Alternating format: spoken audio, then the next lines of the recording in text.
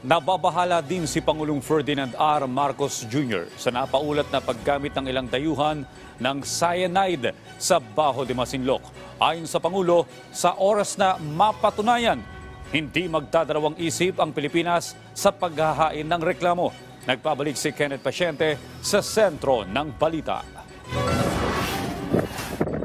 Kasunod ng di umano'y cyanide fishing ng Chinese fisherman sa Bajo de Masinloc, binigyang diin ni Pangulong Ferdinand R. Marcos Jr. na handang maghain ng reklamo ang Pilipinas oras na may makitang legal na basihan ng bansa sa naturang insidente. Sa naging report ng BFAR, gumamit umano ng cyanide sa pangingisda ang Chinese fisherman sa Scarborough Shoal para sirain ang lugar para hindi na makapangisda ang Pilipino roon. If we feel that there is enough ground to do so, we will.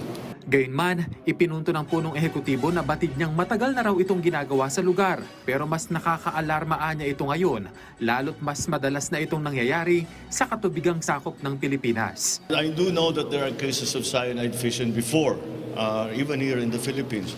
But I think the reason that it has become more alarming is that it has become more prevalent. Kaya yun ang inaalala natin. Para naman sa Office of the Solicitor General, dapat mariing pag-aralan ang umano'y insidente ng paggamit ng cyanide sa Bajo de Masinloc.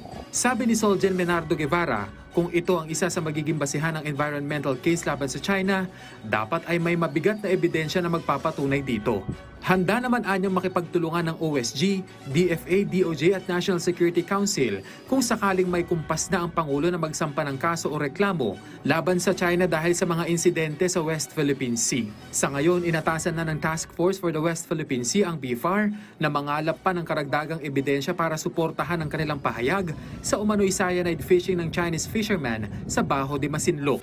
Nanindigan naman ng Pangulo na mananatiling walang jurisdiksyon ng International Criminal Court sa bansa. Ito ang sagot ng Pangulo kasunod ng pag-aproba ng 55% ng mga Pilipino na dapat makipagtulungan ng bansa sa ICC. It opens Pandora's box because again, it's still those questions of jurisdictions and sovereignty that I haven't yet seen a sufficient answer for. And until then, I do not recognize their jurisdiction in the Philippines. I cannot. That seems to be the only logical conclusion that we can come to in that situation. Pero may posibilidad kayang mabago ang isip ng Pangulo oras na magkaroon ng mga karagdagang ebidensya. No. It's not about the evidence.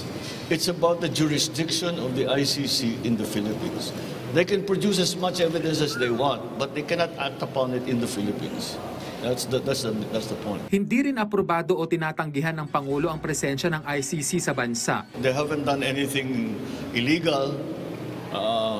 Once they do, of course, we will do something about it. But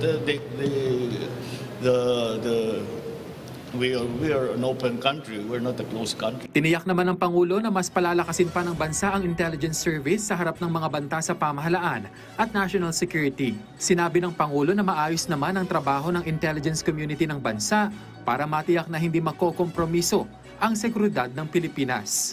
Well, we get things done. We get more things done than most other people. So I think that's the most important thing. I don't know how you would define one or the other, but ang importante naman na we're here to serve. So as long as we're able to do that, then we are effective. And that's what's important. Kenneth Pasyente para sa Pambansang TV sa Bagong Pilipinas.